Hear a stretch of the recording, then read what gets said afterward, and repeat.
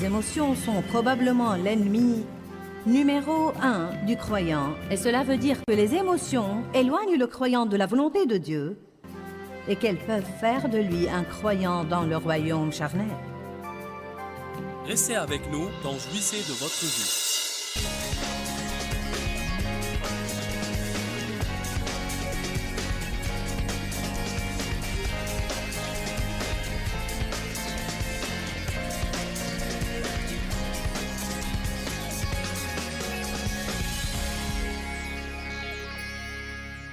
Les sentiments sont changeants, le saviez-vous?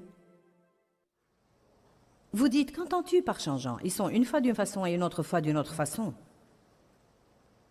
En fait, vous pouvez dire lundi que vous voulez aller quelque part mercredi. Puis mercredi, vous vous levez et vous ne voulez plus y aller.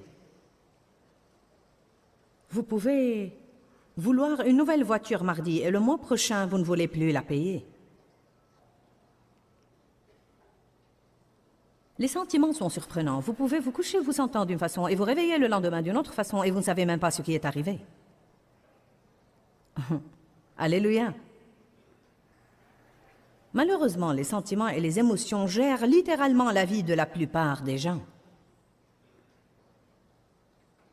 La définition du mot émotion est exciter, bouleverser et émouvoir. L'émotion, en réalité, vous prépare psychologiquement à l'action. Je parlais l'autre jour à une personne qui était connue pour avoir agi selon l'émotion toute sa vie. Par conséquent, elle a eu un grand gâchis toute sa vie.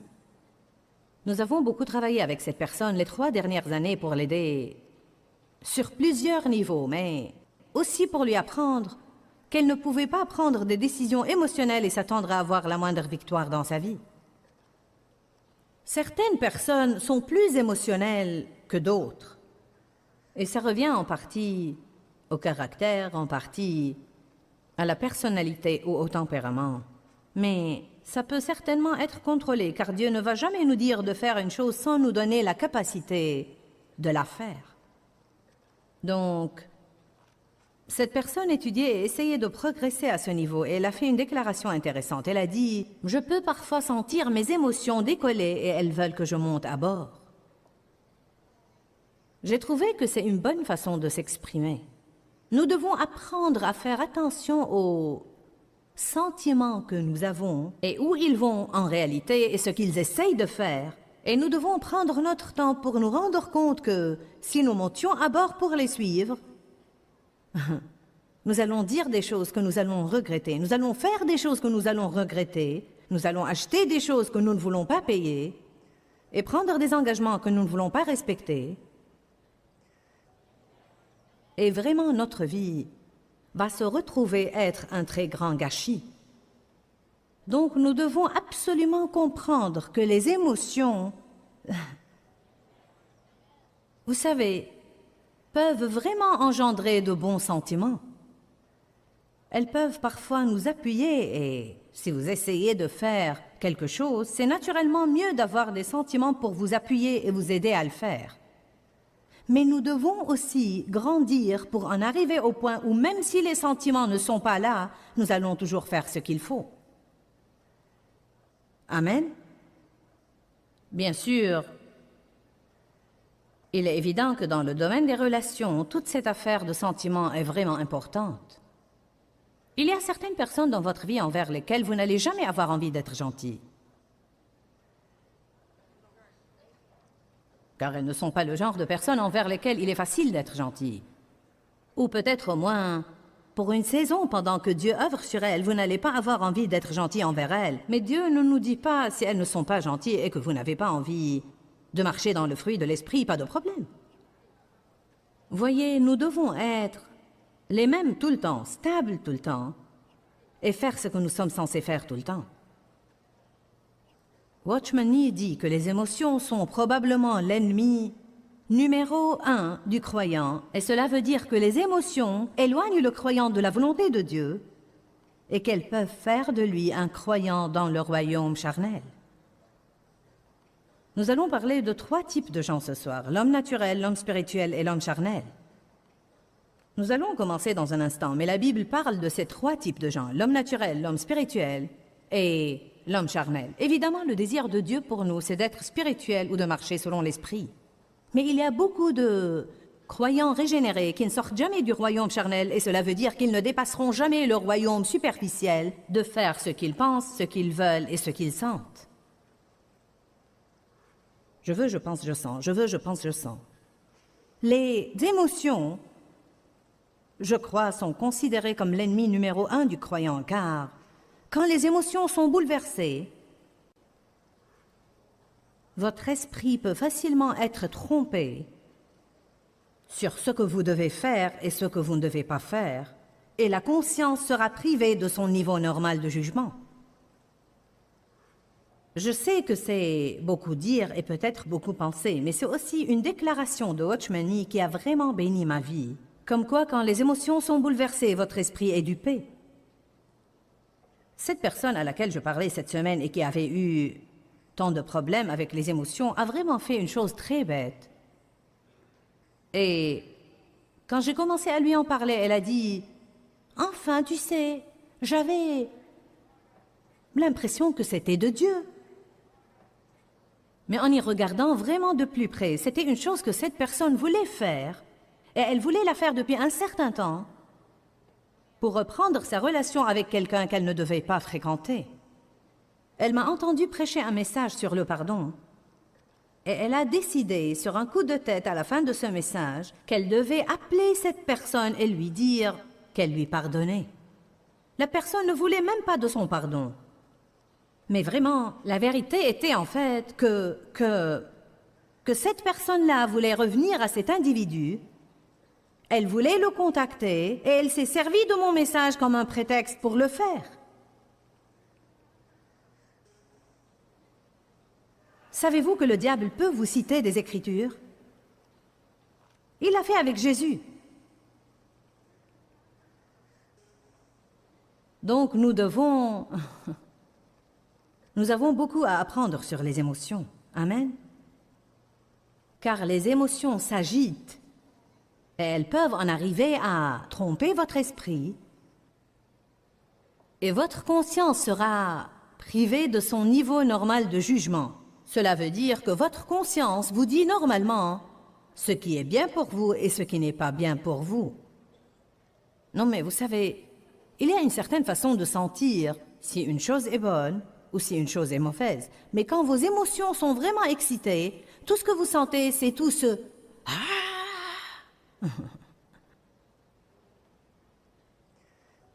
Et c'est là que nous finissons par faire des choses que nous ne devons pas faire. Les relations sont complètement détruites, car les gens s'emportent et disent toutes sortes de choses qui sont nuisibles aux relations. Des choses qu'ils souhaiteront plus tard ne jamais avoir dit, mais le dommage est fait. Alléluia. Les gens s'émeuvent et ils s'engagent à des choses. Et quand les émotions ne sont plus là et qu'ils n'ont plus beaucoup de sentiments à l'eau de rose envers quelque chose, ils décident alors, eh bien ce n'est plus de Dieu car ça ne m'excite plus. Allez, je prêche bien déjà et il est encore tôt. J'ai jeté la fondation et ça chauffe déjà.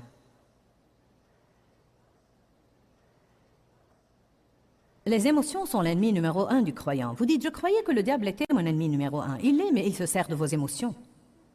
Amen. Beaucoup de gens s'inclinent devant leurs sentiments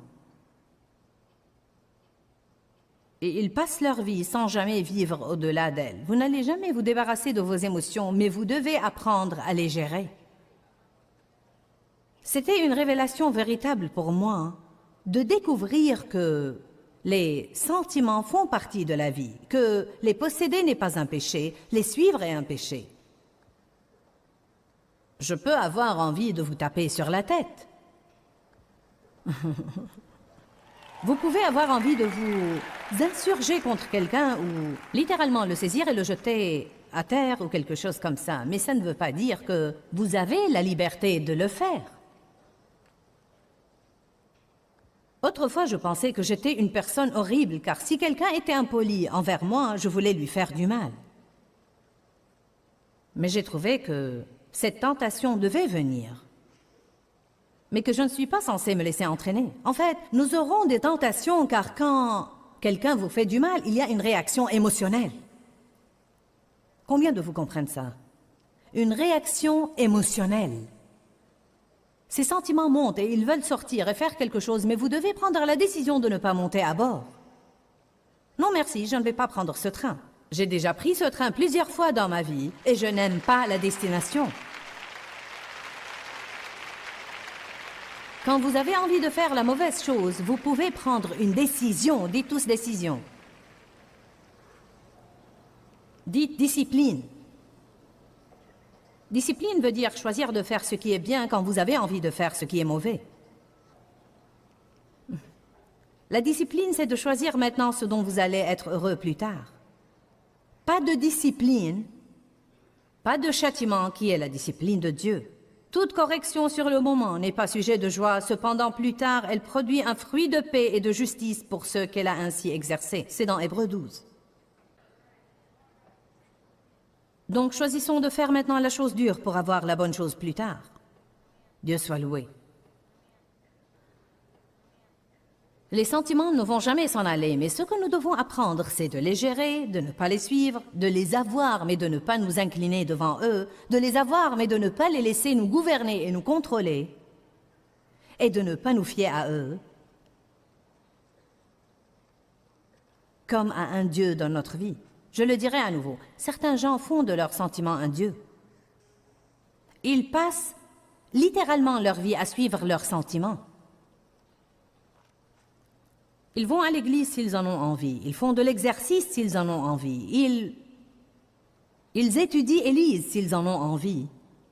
Ils dépensent tout ce qu'ils ont envie de dépenser. Ils parlent aux gens comme il leur semble bon de parler aux gens. Et leur vie est un désastre. Vous ne pouvez pas. Je ne peux pas.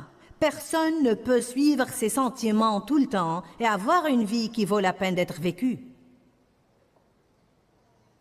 Nous ne pouvons pas le faire. La raison pour laquelle c'est si précieux, non seulement pour ceux qui sont là, mais pour les multitudes qui nous regardent à la télé, c'est que probablement la plupart de vous ici ont une certaine éducation chrétienne. Ce que je dis ce soir n'est peut-être pas complètement une nouveauté pour vous. Ça ne veut pas dire que vous n'en avez pas besoin, car Dieu vous a amené ici. Ne pensez pas à tous les gens émotionnels que vous auriez aimé amener avec vous. La bonne nouvelle, c'est vous êtes là, donc vous en avez besoin. Amen. Il y avait un moment dans ma vie où même comme chrétienne, j'ignorais ça. Car j'écoutais seulement de la doctrine chaque dimanche, mais je n'écoutais rien qui m'aidait vraiment dans ma vie de tous les jours pour m'entendre avec les gens et pour essayer d'avoir le moindre contrôle sur ma vie. Peut-être qu'il y a des gens là dans le bâtiment et des millions de personnes qui nous regardent à la télé en ce moment et personne ne leur a jamais dit qu'elles ne pouvaient pas faire tout ce qu'elles ont envie de faire. Vous pensez que c'est normal? Je ne nettoie pas ma maison car je n'en ai pas envie. J'ai acheté ça car j'en ai eu envie. Eh bien, je parle aux gens comme il me semble bon de leur parler. Vous ne pouvez pas faire cela. Vous n'allez jamais avoir la moindre victoire. L'autre chose que je dois vous dire, c'est que vous ne pouvez pas vous aider vous-même si vous n'avez pas Jésus dans votre vie comme étant la force présente pour vous aider à faire ce qui est bien quand vous voulez faire ce qui est mal. Donc, vous devez accepter le Christ comme votre sauveur, comme votre aide. Vous avez besoin du Saint-Esprit comme votre aide pour vous aider non seulement à aller au ciel, mais à vivre. Nous avons besoin de Jésus. Nous avons besoin de lui tout le temps, à tout point de vue, pour nous aider en toutes choses. La maturité spirituelle, qui est l'objectif de tout croyant. Dieu veut que nous grandissions. Cela veut dire la maturité. La maturité spirituelle n'est pas possible avant que le croyant apprenne à vivre au-delà de ses sentiments. Galates 6:9 dit « Ne nous laissons pas de faire le bien, car nous moissonnerons au temps convenable si nous ne relâchons pas. Ne perdons pas courage et ne nous laissons pas de faire le bien, car si nous ne relâchons pas, Si nous continuons à faire le bien, nous récolterons une moisson au temps convenable si nous ne nous décourageons pas. C'est absolument vrai. Prenez n'importe quelle personne au pif, peu importe le gâchis où elle se trouve, peu importe quel est son milieu et qui elle est, prenez n'importe qui, et s'il commence systématiquement à faire le bien, et je ne parle pas d'une ou deux reprises, mais je parle d'une détermination à toute épreuve. Je vais continuer à faire le bien, et je vais continuer à faire le bien, et je vais continuer à faire le bien, jusqu'à ce que j'ai de bons résultats dans ma vie. Prenez quelqu'un d'aussi déterminé et suivez cette personne pour quelques années de sa vie, et mes chers, vous allez voir des changements radicaux. Non, mais finalement, vous allez voir une personne qui est comme ce ver qui est devenu papillon. Elle va être radicalement, complètement, totalement changée en une autre personne.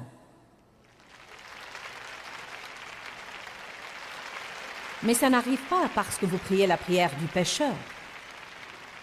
Quand vous faites ça, vous faites un pas. Ce que vous devez faire, c'est faire de la marche. Et une marche comprend beaucoup de pas. Je vous encourage ce soir, ne vous lassez pas de faire le bien, car vous moissonnerez si vous ne relâchez pas. Relâcher veut dire renoncer, et le premier endroit où vous relâchez, c'est dans votre esprit. Écoutez-moi, les gens renoncent parfois parce qu'ils ne sentent pas qu'ils veulent continuer.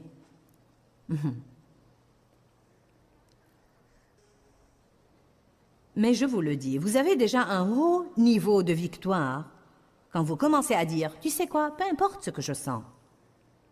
J'aimerais avoir des sentiments pour m'appuyer, mais si je ne les ai pas, je le ferai de toute façon. » Savez-vous pourquoi? Parce que votre volonté est la chose la plus forte que Dieu vous ait donnée, et tous les diables de l'enfer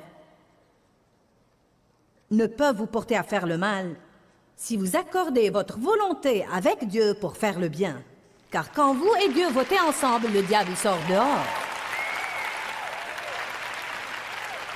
Nous avons le choix. La Bible dit, l'esprit s'oppose à la chair et la chair s'oppose à l'esprit. Ils sont continuellement, sans interruption, antagonistes l'un envers l'autre. Ça veut dire, quand vous êtes sauvés, il y a une guerre qui commence.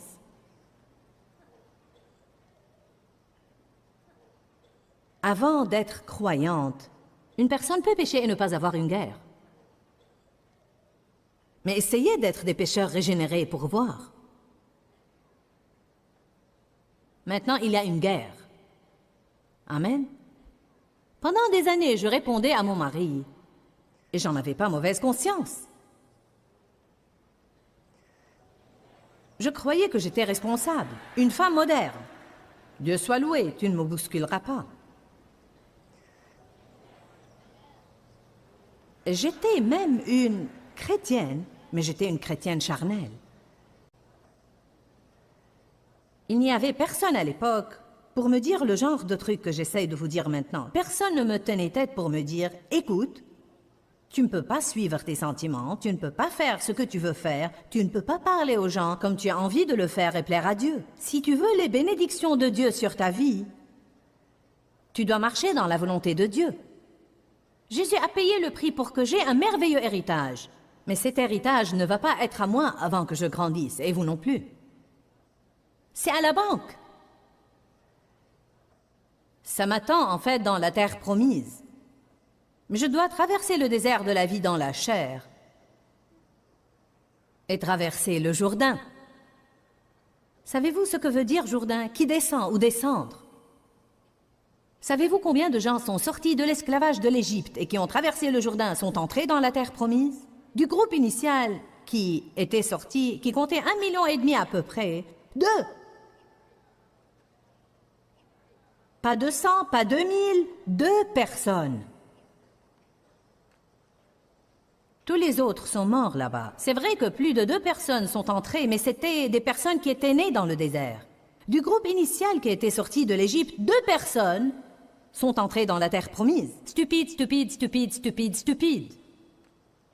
Savez-vous ce que ça me dit? Pas tellement de gens font tout le chemin vers la terre promise. Dieu vous aime même dans le désert. Rappelez-vous, il les a nourris de la manne, leurs vêtements et leurs souliers ne se sont pas usés, mais ils n'ont jamais eu rien de nouveau non plus. Personnellement, je ne voudrais pas porter les mêmes trucs pendant 40 ans. Moi, je veux de nouveaux trucs. Oh oui, il a dit, je vous ai nourri de la manne. Vos vêtements, vos souliers ne se sont pas usés. J'ai pensé, mais ils n'ont rien eu de nouveau non plus. Amen. Je ne veux pas me débrouiller avec tous les anciens trucs. Je veux que toutes les promesses de Dieu se manifestent dans ma vie et arrêter de suivre mes sentiments est en grande partie ce qui m'aidera à recevoir. Qui est d'accord avec moi? Arrêter de suivre mes sentiments est en grande partie ce qui m'aidera à recevoir les promesses de Dieu. Comment ça va, vous tous là-haut sur les balcons? Je sais que vous êtes là-haut. Parfois, les gens confondent les sentiments avec la volonté de Dieu. Ce n'est pas parce que je sens quelque chose que c'est la volonté de Dieu pour ma vie. Une femme dirait peut-être, je suis attirée par un certain homme, donc je crois que c'est lui que je suis censée épouser. Alors qu'en réalité, elle pourrait être émotionnellement et physiquement attirée à lui, et ça peut n'avoir rien à faire avec Dieu ou la volonté de Dieu. Eh bien, c'est possible aussi. Oui, c'est possible. Vous dites, comment le savoir? Voilà comment le savoir. Priez, gardez la bouche fermée, et voyez ce que Dieu fait. Nous incliner devant les sentiments aura pour résultat de nous créer des problèmes. Nous devons nous discipliner pour contrôler nos émotions et croire la vérité de la parole plutôt que nos sentiments. Avez-vous besoin de plus d'assurance dans votre vie et de plus de confiance? Je veux vous dire aujourd'hui que Dieu vous aime. Et vous pensez peut-être que c'est un très simple message, mais en fait, c'est vraiment le plus puissant message que la Bible essaye de vous faire parvenir. Dieu vous aime. Oui, il aime le monde entier, mais il vous aime. La Bible dit « L'amour parfait bannit la crainte ». Vous savez, nous avons tous tellement de craintes différentes dans notre vie. Crainte de l'avenir, crainte du passé, crainte de ce que les gens vont penser de nous. Crainte du besoin, crainte de la solitude. Non, mais la liste n'en finit vraiment pas. Et c'est uniquement le fait de savoir combien Dieu nous aime et que s'il nous aime, il va certainement s'occuper de nous, qui nous délivrera de ces craintes. Beaucoup de gens m'ont dit au fil des années, « Tu sais, tu m'as regardé et tu as dit, Dieu t'aime à toi. » Et Joyce, quand tu as dit ça, ça a changé ma vie. Eh bien, vous savez, je suis stupéfiée par le nombre de personnes qui n'ont peut-être jamais entendu ça, ou ceux qui l'ont entendu et n'ont pas encore décidé vraiment de le croire. Et je veux que non seulement vous l'entendiez aujourd'hui, mais je veux que vous le receviez à l'intérieur de vous. Je veux que vous receviez la vérité, que Dieu vous aime. Il vous aime inconditionnellement. Peut-être que vous n'êtes pas tout ce que vous devez être ou tout ce que vous aimeriez être, mais Dieu vous aime. Il vous aime là où vous êtes, et si vous recevez son amour, il vous aidera à arriver là où vous aimeriez être, et il vous aidera à être tout ce que vous devez être. Donc recevez ça aujourd'hui, car c'est la force qui apportera la guérison à votre vie. Encore une fois, Dieu vous aime. Que Dieu vous bénisse et à très bientôt. Pourquoi Seigneur, pourquoi? Dans ce livret, Joyce Meyer nous enseigne à travers la parole comment être délivré de la confusion. Pour obtenir ce livret gratuitement, écrivez-nous à Joyce Meyer, boîte postale 40095-6300 Larnaca, Chypre. Ou bien visitez notre site web www.joycemeyer.org/fr.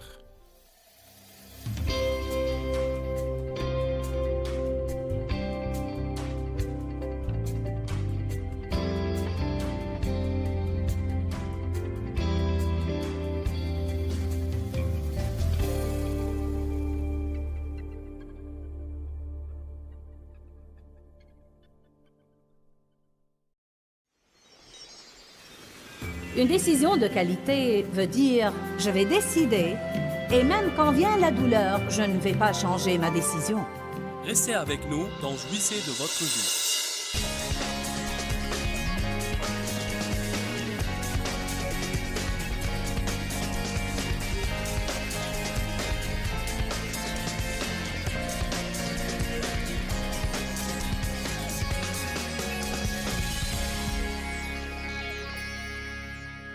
Vous aurez l'occasion tout au long de votre vie d'être assaillé par des sentiments différents. Il y a toujours des moments où je me sens offensée, mais je refuse de rester offensée. Je ne veux pas vivre offensée. Dès que je me sens offensée, je viens à Dieu et je commence à prier. Dieu, tu dois m'aider, car je connais les dangers de l'offense et je ne veux pas vivre offensée. Je ne veux pas vivre offensée. Parfois, Dieu met quelque chose dans mon cœur comme, bon, maintenant, va là-bas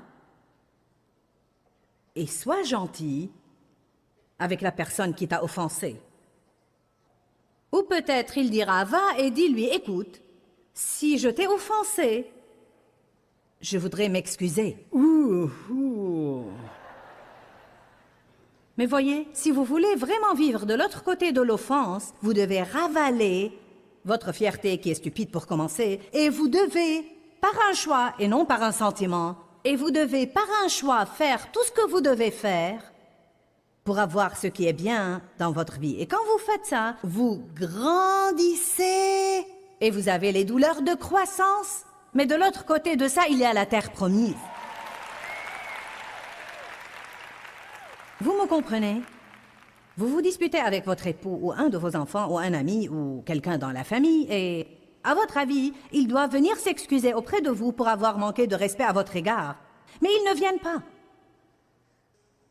Quelque chose doit être dit, sinon il va y avoir un mur entre vous.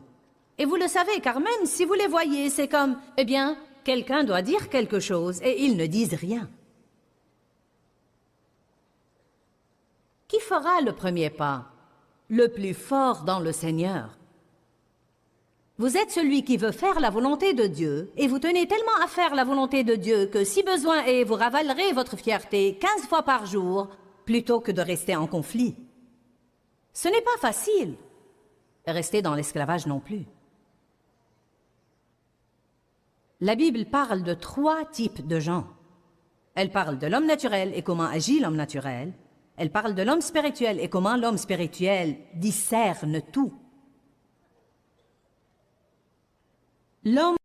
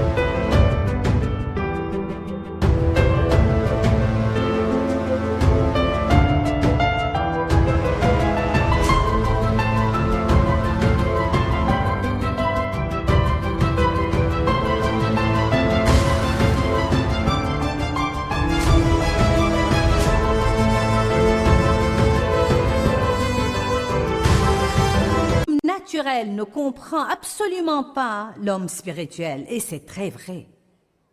Très vrai. Vous pouvez même dire que notre chair est comme l'homme naturel et notre esprit est comme l'homme spirituel. Et parfois, notre chair et notre esprit ne se comprennent même pas. C'est comme si une chose se passait dans notre chair et une autre dans notre esprit. Et notre chair est comme, eh bien, je ne peux pas m'accorder avec ça, ça n'a vraiment aucun sens.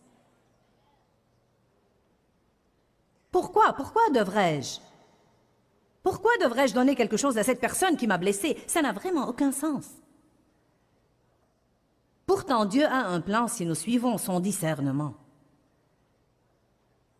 J'avais un manteau qui était vraiment mon manteau préféré, et je l'aimais bien. Et il y avait une dame qui m'avait fait du mal depuis quelques années. Et je ne l'avais pas vue depuis longtemps, puis j'ai commencé à la voir à nouveau et je pouvais toujours sentir le mur entre nous. Car le mal était important. Quand quelqu'un vous fait du mal, vous vous éloignez de lui et vous n'avez pas à traiter avec lui. Ce n'est pas aussi mauvais que de l'avoir sur le dos. Alors Dieu a commencé à me demander de donner à cette dame mon manteau préféré. Et j'ai dit au Seigneur, je vais donner le manteau. Je n'ai pas envie de donner le manteau, mais pour t'obéir, je vais donner le manteau. Mais je voudrais le donner à... Et j'ai commencé à penser aux personnes auxquelles je pouvais le donner. Alléluia. Parfois, c'est la différence entre donner et être généreux. Une personne qui donne peut donner le manteau, mais elle va faire en sorte de le donner à quelqu'un à qui elle aimerait le donner. Parfois, vous aimerez faire ça. Je ne dis pas que c'est toujours mauvais de donner quelque chose à quelqu'un que vous aimez. C'est bien aussi, mais dans ce cas-là, Dieu me disait spécifiquement de semer une graine qui allait briser une forteresse diabolique. Car l'amour est plus fort que la haine et les conflits et l'amertume. Dieu voulait que je fasse une œuvre d'amour qui allait démolir cette forteresse diabolique et j'étais sur le point de manquer la volonté de Dieu, car bien que j'étais prête à obéir à Dieu, je ne sentais pas que je voulais le lui donner à elle. Naturellement, il n'y avait rien dans mes sentiments qui voulait donner mon manteau préféré à quelqu'un qui m'avait blessé. Amen. Mais à ce moment-là, j'étais à un stade avancé avec Dieu et j'avais assez de bon sens pour ne pas vouloir faire ce que je voulais. Et j'ai donné le manteau à la personne à laquelle Dieu m'a dit de le donner. Et je n'ai plus été dérangée par ce sentiment, cette blessure, cette gêne envers cette personne depuis.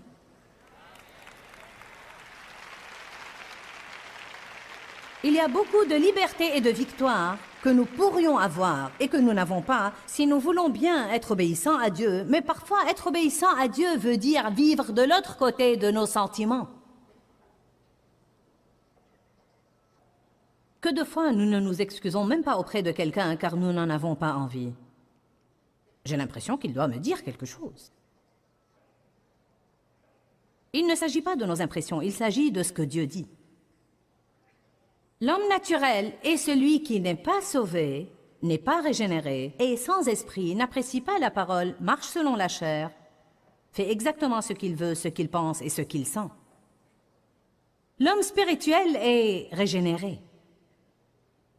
Il a la régénération, la nouvelle naissance. Il a une maturité spirituelle qui l'affranchit des conflits. Un homme spirituel est un homme pacifique. Il fait tout ce qu'il doit faire pour marcher dans la paix. Il s'humilie. Il sait bien s'entendre avec les gens et il fait tout ce qu'il doit faire pour bien s'entendre avec eux. L'homme spirituel n'a pas l'esprit étroit. Il est prêt à entendre raison. Il est rempli de vérité, marche dans l'intégrité, respecte ses engagements. Sa vie est gouvernée par la loi de l'amour et il manifeste le fruit de l'esprit. Il jouit de la faveur de Dieu dans sa vie. Et c'est notre objectif. Et l'homme charnel alors, à vrai dire, la grande majorité des chrétiens vit dans le royaume charnel. Je ne pense pas que nous avons la moindre idée sur combien les chrétiens qui marchent selon l'esprit sont peu nombreux. Je n'accuse personne ici, donc vous savez. Vous êtes probablement les gens les plus spirituels de la ville. Il se pourrait que vous ayez une avance sur certains car vous êtes là. Amen. Mais ça ne veut pas dire que nous n'avons pas un long trajet à parcourir. Alléluia. Quelqu'un m'a raconté quelque chose que je ne voulais pas entendre et sans m'en rendre compte, j'étais en train de déblatérer sous le coup de l'émotion.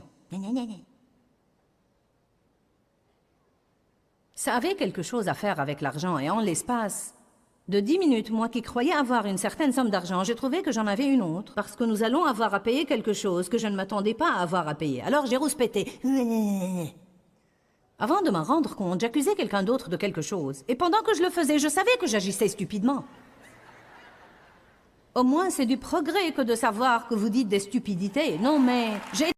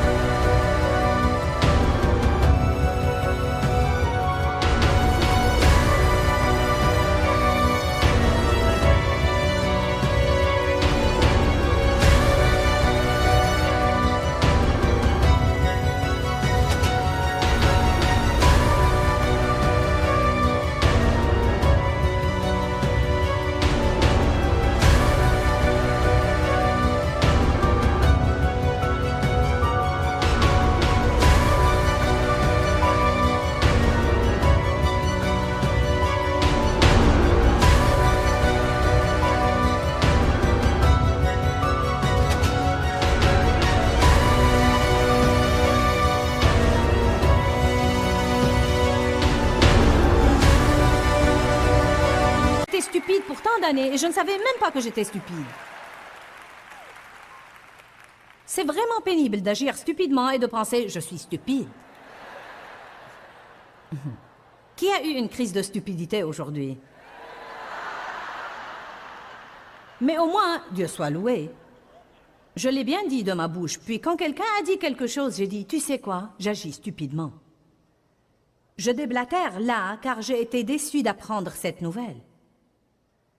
Alors, ce n'est pas que je n'ai pas des progrès à faire, mais du moins j'arrive à reconnaître les choses de plus en plus, et il y a plusieurs fois où je suis capable de faire ce qui est juste avant d'agir stupidement. Mais c'était tôt ce matin. C'est plus facile d'être stupide tôt. Nous n'avons pas le temps de prendre toutes nos décisions. Il y a beaucoup de christianisme charnel. Soyons sincères et disons que c'est probablement un des plus grands problèmes du monde et c'est une des plus grandes choses qui ruinent notre témoignage. Si vous avez un autocollant de pare-choc, les gens vous surveillent. Si vous allez à l'église, les gens vous surveillent. S'ils vous voient avec votre Bible, ils vous surveillent. Si vous parlez du Seigneur, ils vous surveillent. Ça ne veut pas dire que nous allons toujours manifester la perfection, mais je vais vous dire une chose, nous devons être différents du monde.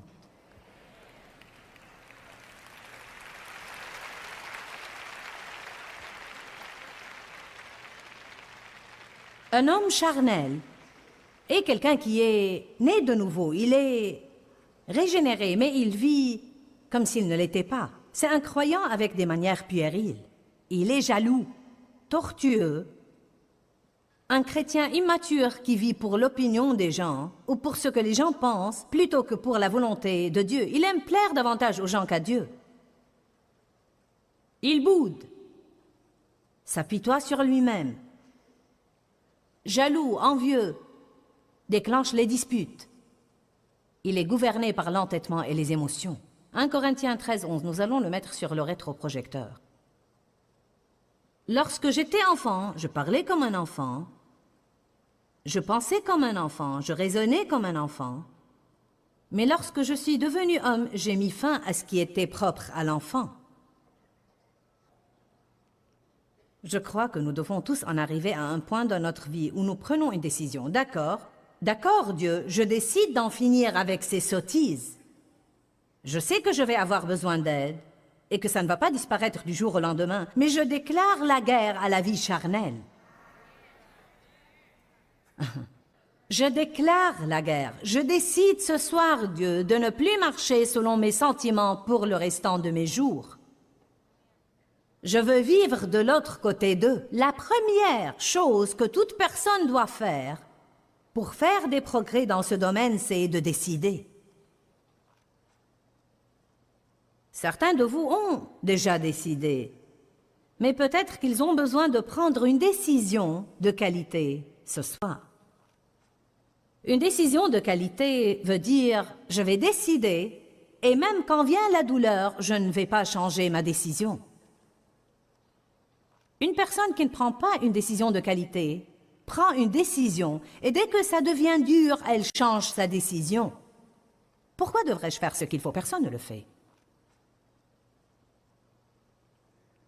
Pourquoi devrais-je faire ça? Je connais sœur telle ou frère tel ou tel et ils sont chrétiens et ils font la même chose et leur vie semble bénie. Sœur telle ou telle et frère tel ou tel ne sont pas vos critères, Jésus l'est.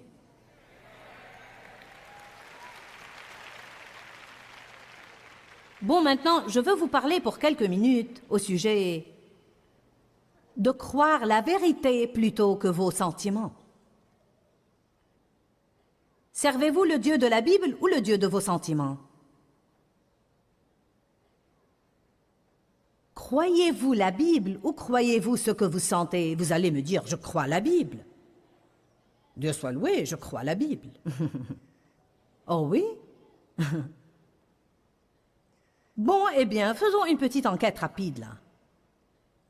Quand vous demandez le pardon de vos péchés, croyez-vous vraiment que vous avez reçu le pardon et qu'il n'y a plus de condamnation, puis vous allez de l'avant? Ou perdez-vous votre temps sous les sentiments de culpabilité et de condamnation pendant des heures ou des jours ou des mois ou des années? Eh bien, je me sens coupable. J'ai mauvaise conscience. Eh bien, je me sens condamné.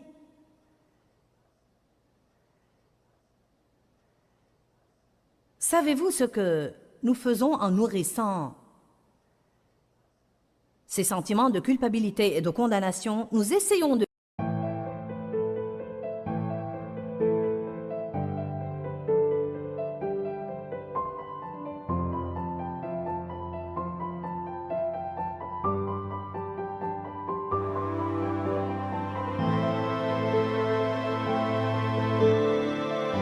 payer quelque chose que Jésus a déjà payé. Ça équivaut à ça. Vous dites, tu ne peux pas faire comme si de rien n'était. C'est vrai, j'ai mal agi. Oui, il y a une saison pour le repentir. Il y a une saison pour pleurer ce que vous avez fait. Et je crois en fait que le vrai repentir inclut ça. Mais quand vous en arrivez à un point de vrai repentir et que vous en avez parlé à Dieu, vous l'avez admis, vous vous êtes repenti, vous devez aller de l'avant. Et vous ne pouvez pas aller de l'avant tant que vous vous cramponnez à la culpabilité et à la condamnation, car la Bible dit que quand Jésus nous pardonne nos péchés, il nous délivre en même temps de la culpabilité et la condamnation. Jésus a porté nos iniquités et il a porté notre culpabilité. Comment pouvez-vous vous débarrasser du péché et garder la culpabilité? Néanmoins, je peux vous garantir que la plupart de vous ce soir se sent coupables et une petite minorité ne se sent pas coupable.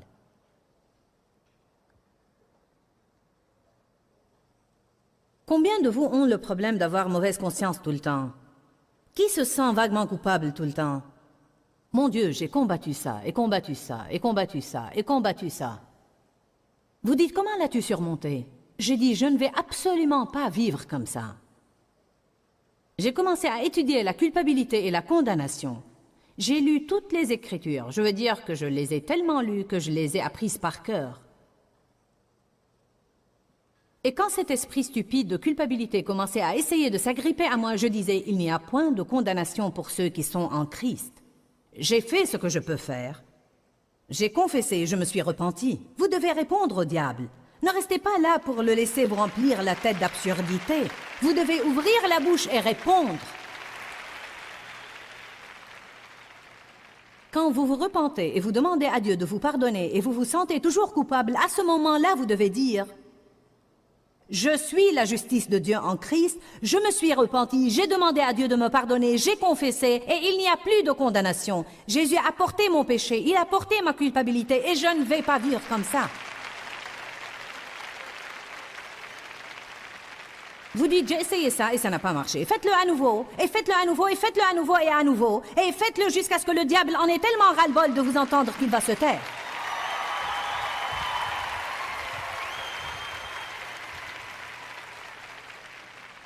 Avez-vous remarqué que le diable ne vous dit pas la chose une seule fois et puis après il se tait? Il vous la répète, et la répète, et la répète, et la répète. Quel est ton problème? Quel est ton problème? Quel est ton problème? Tu ne peux rien faire de bien, tu ne fais jamais le bien.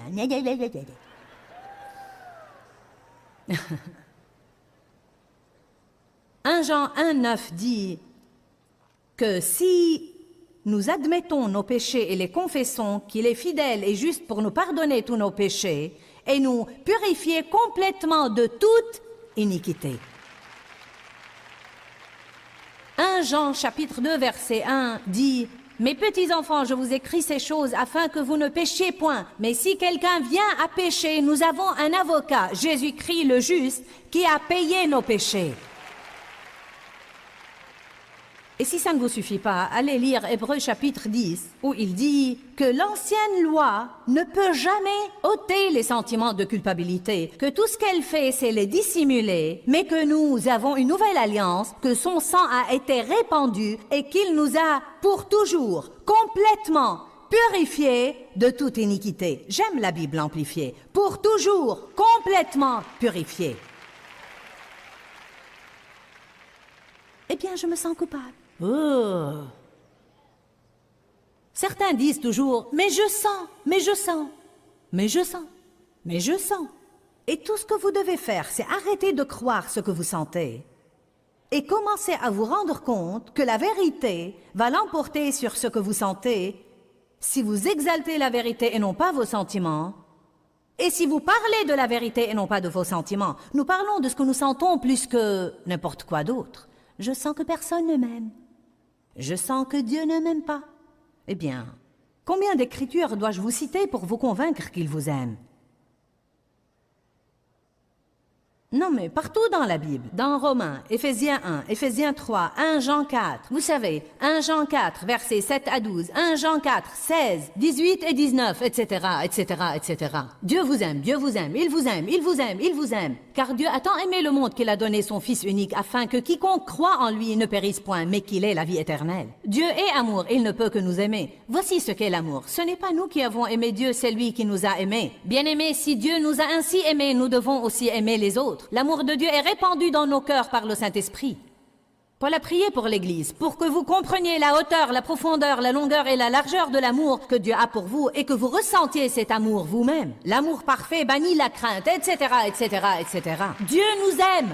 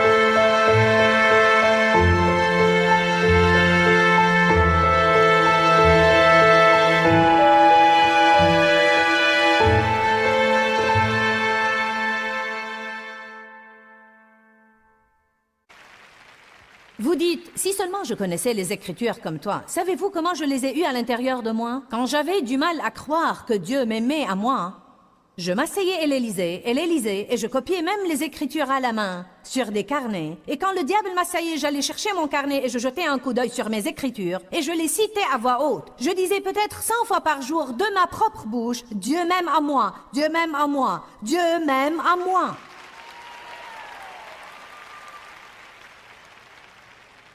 Pourquoi les gens restent-ils dans l'esclavage? Parce qu'ils sont paresseux.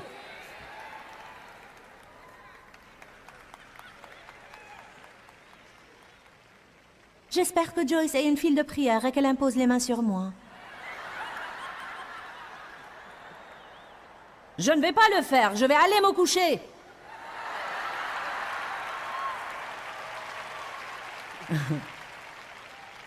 Vous êtes presque 6000 et je ne suis qu'une. Et si j'impose les mains sur vous toute la nuit, je serai morte demain. Et ça ne va pas régler votre problème de toute façon.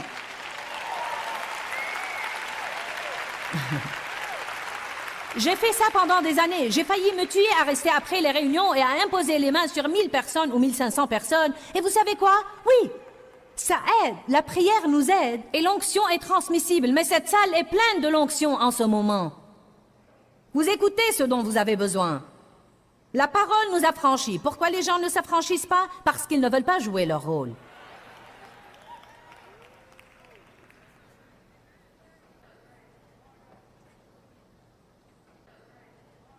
Ah, vous savez. Je n'ai pas envie de confesser la parole. Je sais que je dois prier davantage, mais je n'en ai pas envie. N'est-ce pas la vérité? Est-ce que je me parle à moi-même ou est-ce que je dis la vérité?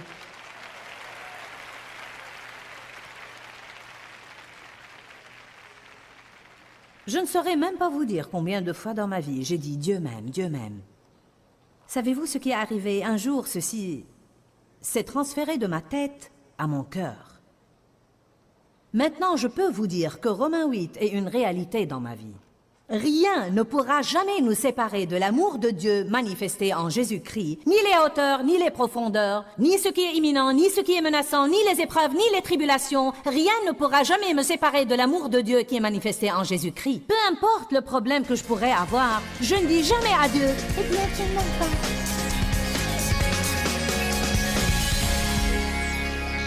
Nous incliner devant les sentiments aura pour résultat de nous créer des problèmes.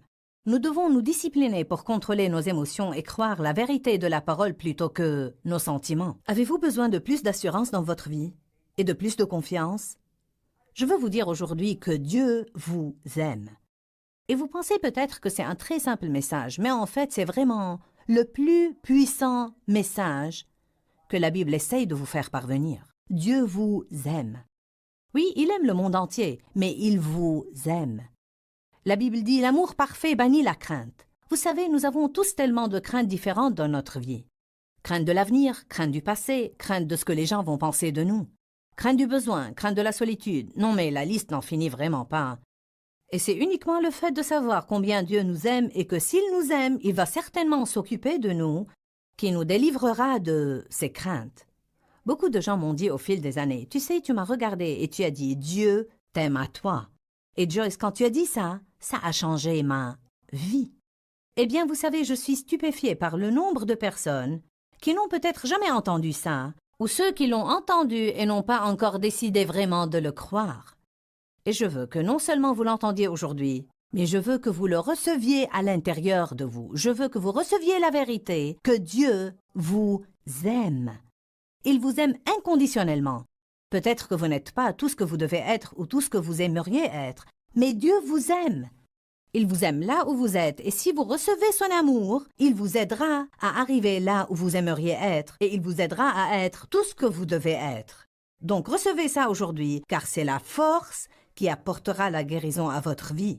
Encore une fois, Dieu vous aime. Que Dieu vous bénisse et à très bientôt. Pourquoi Seigneur, pourquoi? Dans ce livret, Joyce Meyer nous enseigne à travers la parole comment être délivré de la confusion. Pour obtenir ce livret gratuitement, écrivez-nous à Joyce Meyer, boîte postale 40095-6300 Larnaca, Chypre. Ou bien visitez notre site web www.joycemeyer.org/fr.